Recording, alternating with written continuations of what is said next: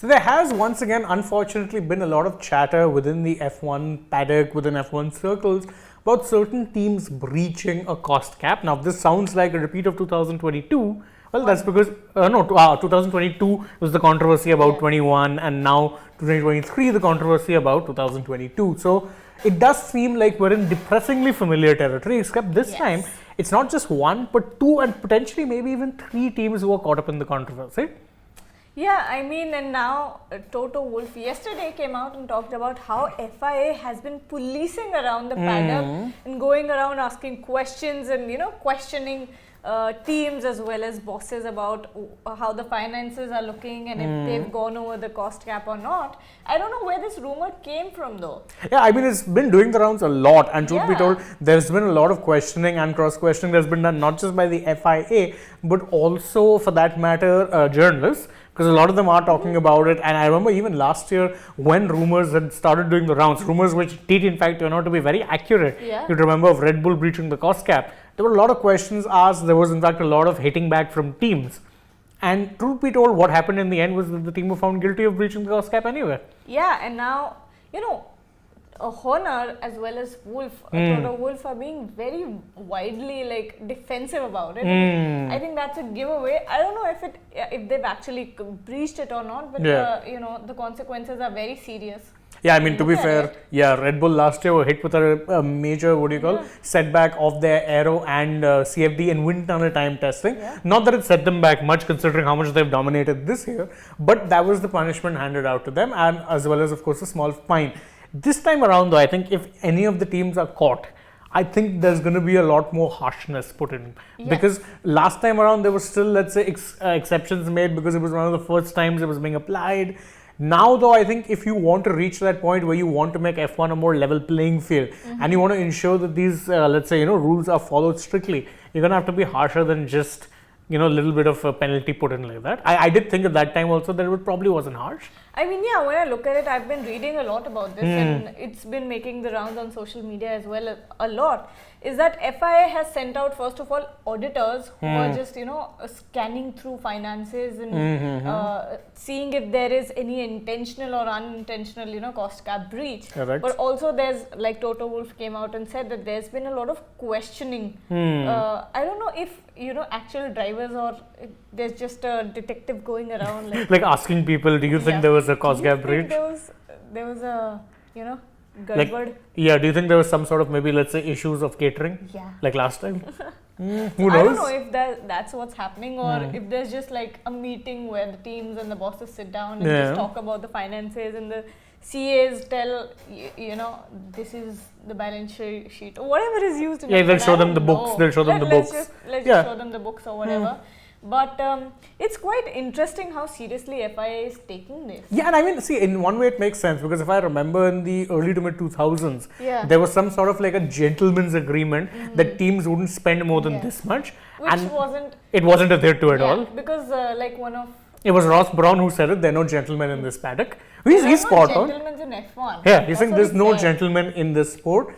And in fact, if you remember that Braun ended up becoming one of the main head guys. Of course, up till recently, he was one of the top men in Formula One's new management structure. And he had said very clearly that these new regulations have teeth. So if you fall afoul of them, it will have serious consequences. Of course, as I keep saying, Red Bull, I did think got away a little lightly. This time around, though, if it does happen, I'd like to see harsher punishments imposed because it's meant to level the playing field.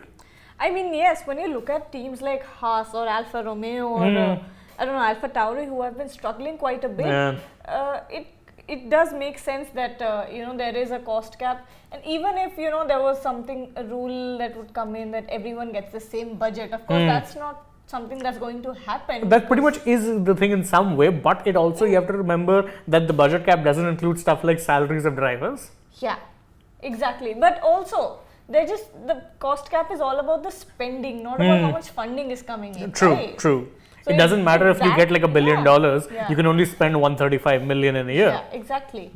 So if there was something like, okay, this is the amount of funding that you're going to get, that's it. Also, is this interesting question, is this cost cap just about the finances that you spend through the season or when you're developing the car before? No, it's everything. That's why haven't you realized that since last year, teams have only been bringing maybe 2 or 3 big upgrades because that's what they can afford. Remember, even Mercedes said last year when they had got their car horribly wrong, they said that, in a budget cap era, you can't spend endlessly looking to kind of fix mistakes.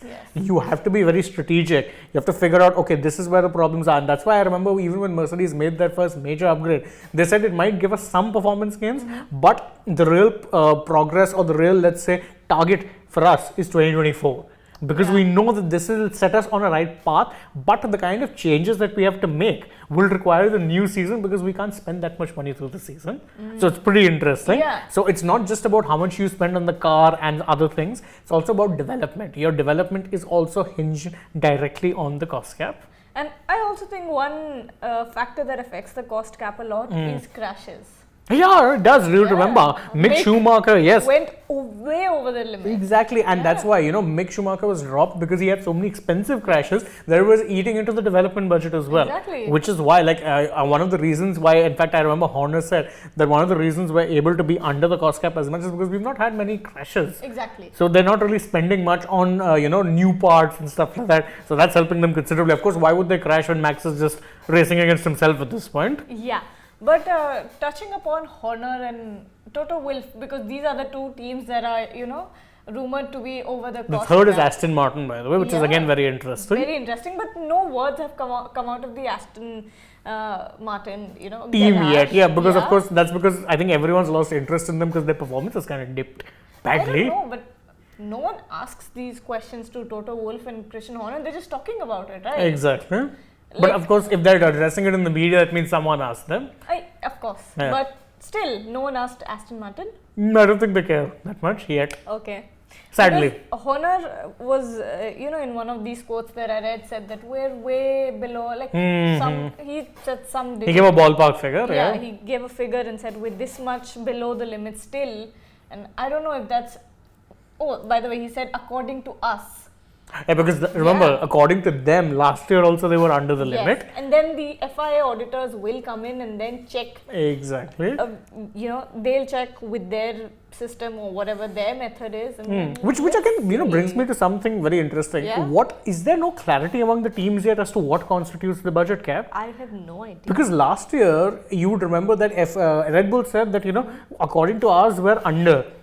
FIA said that there was one accounting thing if they had to apply, they would have still been over, but only by a smaller margin. So there seems to be some confusion with regards to what constitutes, let's say, what comes within the budget cap. And I know accounting can be a little complicated. I hated it in school myself. But, at times I think there needs to be a little bit of clarity. Maybe, I don't know. And if I'm being a little kind on the teams here, maybe there needs to be more clarity from the FIA with regards to what constitutes a breach. I mean, yes, but because even Toto Wolff said that an intentional or unintentional breach of limit. What does that mean? How do you unintentionally breach a limit? Like what Red Bull did, last year. It wasn't intentional. But then also, even if they hadn't done that, it's also very possible. Okay, this is Red Bull we're talking about, that they just didn't add that on It's quite purpose, likely. And they knew that this was, Yeah, I mean, to be fair, F1 teams have been known to kind of skirt around the rules. And just act innocent, like, oh, we didn't know. We didn't really know. Or something like quite that. possible, quite possible. Yeah, so I think that's what he means by, let's say, unintentional or intentional. But let's say, I think for me, if you've got them, if there is rumors, and in F1 rumors can be, they're either going to be wildly accurate or way off the mark. Like Hi, Lewis Hamilton to Ferrari. Yeah. Lewis to Hamilton, huh? Well done.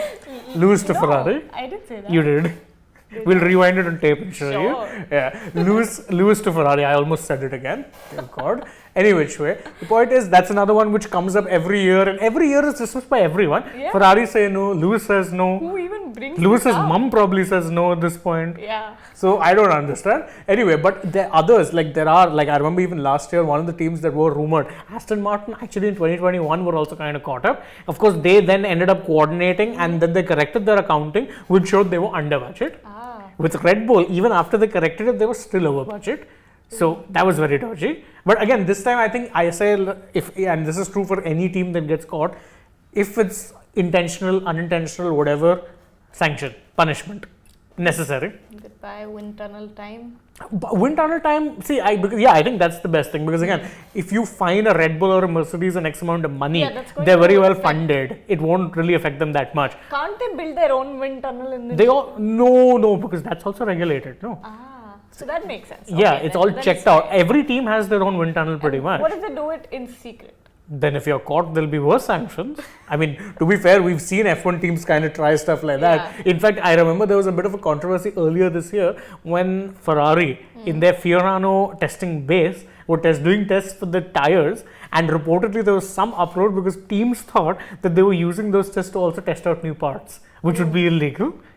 It came to nothing, but you see, you cannot actually do these kind of things in secret and hope to get away with it. So that's our take on it. If these teams are caught guilty, find them, throw the book at them, Yes. do whatever, ensure that they hit with the stricter sanctions, because that's the only way you're going to ensure that teams adhere to the cost cap. That's it from our side. You can let us know in the comments what you believe, and of course, don't forget, shower your love, and of course, like it, share it with your friends, subscribe to the channel, and tap that bell icon. Follow us across social media, and don't forget To download the Sportster app. and of course, stay tuned to the channel. We have plenty more coming. For now though, from Gargi and me, it's goodbye.